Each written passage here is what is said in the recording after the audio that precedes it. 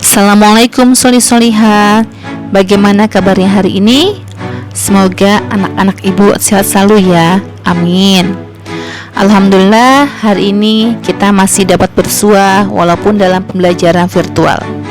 Baik Solih-Soliha, mari kita mulai pembelajaran hari ini dengan membaca basmalah. Bismillahirrahmanirrahim.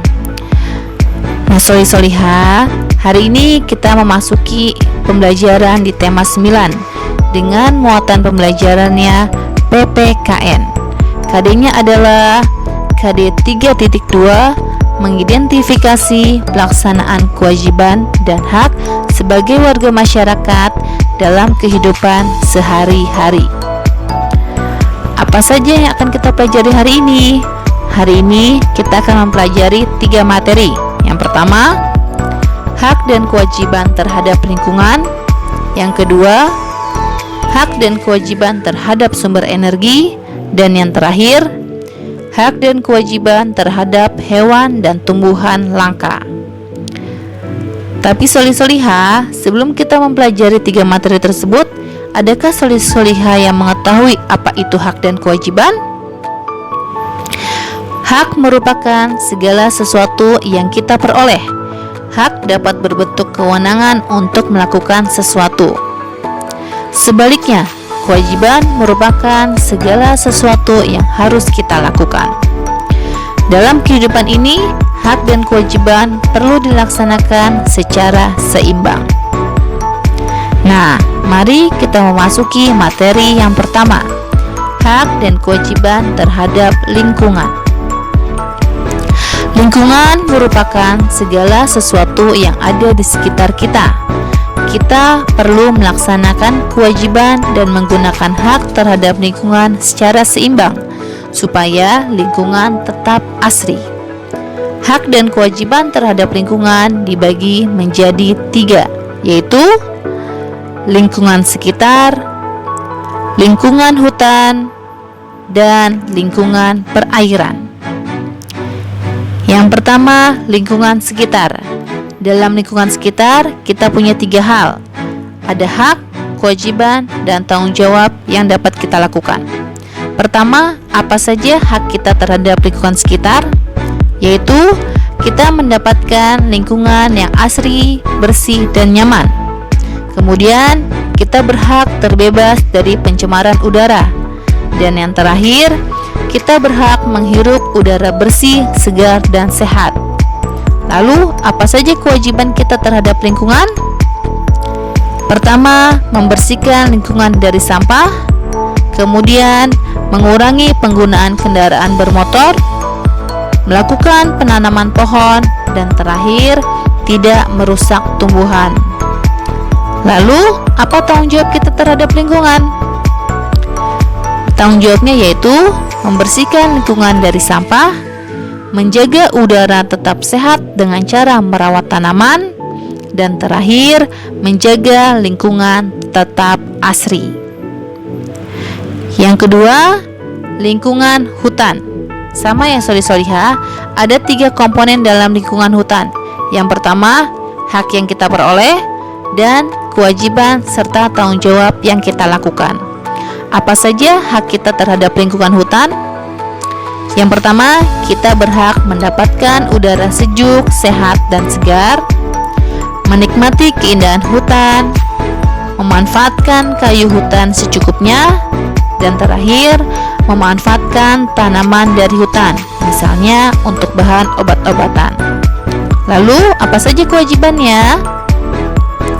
Yaitu melakukan reboisasi atau penanaman kembali, tidak merusak tanaman di hutan, tidak membuka lahan pertambangan secara berlebihan, dan terakhir, melakukan tebang pilih sesuai kebutuhan. Apa saja tanggung jawab kita terhadap lingkungan hutan?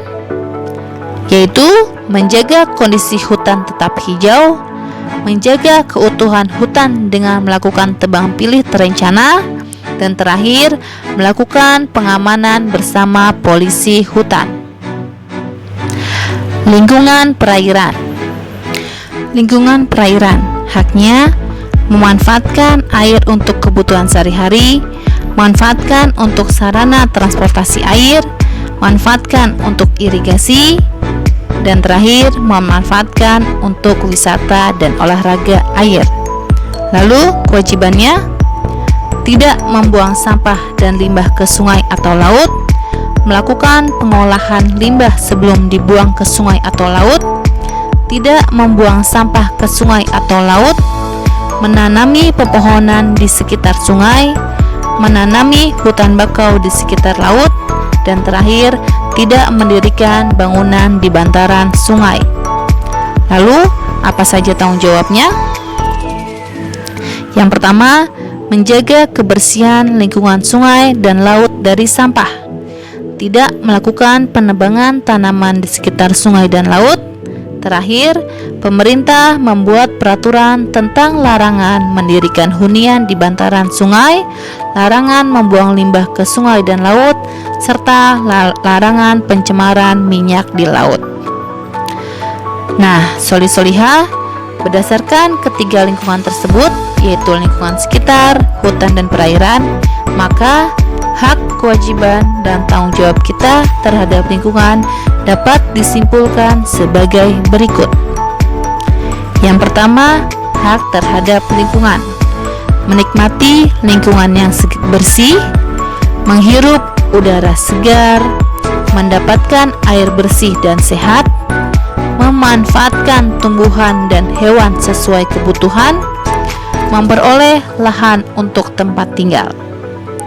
Kemudian, kewajiban terhadap lingkungan, membersihkan sampah yang ada di lingkungan, melakukan reboisasi, mengurangi penggunaan kendaraan pribadi, menggunakan energi alternatif agar ramah lingkungan, menanami tanaman dan bunga supaya indah, dan terakhir, membersihkan lingkungan secara rutin. Tanggung jawabnya apa saja? Yang pertama, tidak mengeksploitasi alam, memelihara lingkungan dengan cara 4R: reduce, reuse, recycle, replace. Tidak membuang sampah sembarangan, dan terakhir, memanfaatkan teknologi ramah lingkungan untuk mengelola lingkungan. Nah, soli-solihah, apakah pengertian dari 4R? Yang pertama, reduce, yaitu mengurangi penggunaan barang-barang yang dapat menghasilkan sampah. Yang kedua, reuse, memakai kembali barang-barang yang masih bisa dipakai. Yang ketiga, replace, usaha perbaikan demi lingkungan. Dan yang terakhir, recycle, mendaur ulang barang yang sudah tak terpakai. Nah, soli-solihah, sekarang kita memasuki materi yang kedua, hak dan kewajiban terhadap sumber energi. Kita memiliki hak dan kewajiban terhadap sumber energi di lingkungan. Berikut ini hak dan kewajiban serta tanggung jawab terhadap sumber energi. Apa saja hak kita? Yang pertama, kita berhak menikmati air dari PLTA, mengelola pertambangan, memperoleh listrik untuk penerangan, memanfaatkan hasil laut, misalnya ikan dan rumput laut. Dan yang terakhir, berhak memanfaatkan angin untuk tenaga listrik. Lalu, apa saja kewajiban kita? Yaitu melakukan reboisasi untuk menjaga kelestarian hutan dan sumber air, tidak membuang minyak ke laut, tidak menangkap ikan dengan pukat harimau, memaksimalkan pemanfaatan energi alternatif seperti energi angin, air, dan matahari, memanfaatkan teknologi ramah lingkungan, dan terakhir, menghemat energi dalam keseharian. Apa saja tanggung jawabnya? Tanggung jawab kita terhadap sumber energi yaitu mengurangi penggunaan BBM, bahan bakar minyak, dan banyak memanfaatkan energi alternatif. Yang kedua, berpartisipasi aktif dalam mengampanyekan gerakan hemat energi. Oke, soli-solihah, sekarang kita memasuki materi yang ketiga, yaitu hak dan kewajiban terhadap hewan dan tumbuhan langka. Selain terhadap lingkungan dan sumber daya alam, kita juga memiliki hak serta kewajiban terhadap hewan dan tumbuhan langka. Salah satu hak kita terhadap hewan dan tumbuhan langka misalnya memanfaatkan mereka sebagai objek penelitian. Maksud dari objek penelitian di sini adalah meneliti cara berkembang biak dan meneliti pertumbuhannya, bukan untuk dijadikan bahan percobaan ya solih-solihah. Oke, next. Kita tidak berhak memiliki beragam jenis hewan atau tumbuhan langka supaya jumlah mereka tidak semakin sedikit. Sebaliknya, kita berkewajiban menjaga keberadaan hewan dan tumbuhan langka. Jadi, jika di antara kita ada yang memiliki hewan langka, akan lebih baik untuk diserahkan ke negara agar dibudidayakan dan dilestarikan. Contoh perilaku menjaga keberadaan hewan dan tumbuhan langka ialah tidak menebang tanaman di hutan lindung, tidak merusak hutan, tidak melakukan perburuan liar, serta tidak merusak habitat hewan. Nah, solih-solihah, demikianlah penjelasan tentang hak dan kewajiban terhadap lingkungan, sumber energi, dan hewan serta tumbuhan langka. Tahukah solih-solihah, jika alam dan manusia merupakan komponen penyusun lingkungan, maka diperlukan keseimbangan dalam hubungan antar keduanya. Alam akan memberikan manfaat jika manusia melakukan tindakan yang baik terhadap alam. Sebaliknya, alam akan memberikan bencana jika manusia bertindak sewenang-wenang terhadapnya. Oleh karenanya, manusia harus melaksanakan kewajibannya dengan baik terhadap lingkungan. Kemudian, manusia pun akan mendapatkan haknya. Kewajiban dan hak ini harus dilaksanakan secara seimbang. Jadi, dahulukan kewajiban, baru menuntut hak ya solih-solihah. Oke, dampak yang akan terjadi bila kewajiban tidak dilaksanakan tidak hanya menimpa pelakunya. Dampak tersebut dapat menimpa semua orang. Contohnya, ketika ada pabrik yang tidak mengolah limbah cair sebelum dibuang ke sungai, maka sungai akan tercemar. Dampak dari hal ini akan dirasakan para pengguna sungai dan makhluk lain yang ada di sekitar sungai. Nah, solih-solihah, demikianlah hak dan kewajiban terhadap lingkungan, sumber energi, dan tumbuhan serta hewan langka. Tugas yang pertama, silakan tulis dan jawablah pertanyaan berikut di buku tulis solih-solihah. Pertama, apakah yang dimaksud dengan hak dan kewajiban? 2. Sebutkan masing-masing 3 contoh hak dan kewajiban terhadap lingkungan sekitar. 3. Tuliskan tanggung jawab kita terhadap sumber energi. 4. Jelaskan pengertian reduce, reuse, recycle, dan replace. 5.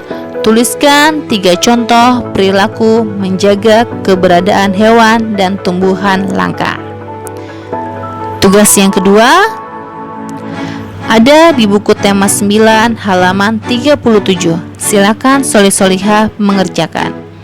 Nah, setelah solih-solihah mengerjakan tugas 1 dan 2, silakan solih-solihah foto, kemudian upload di Google Classroom ya sayang. Alhamdulillah, kita sudah menyelesaikan pembelajaran hari ini. Terima kasih untuk solih-solihah yang sudah yang sudah memperhatikan pembelajaran dari awal hingga akhir. Oke solih-solihah, cukup sekian pembelajaran hari ini. Wassalamualaikum warahmatullahi wabarakatuh.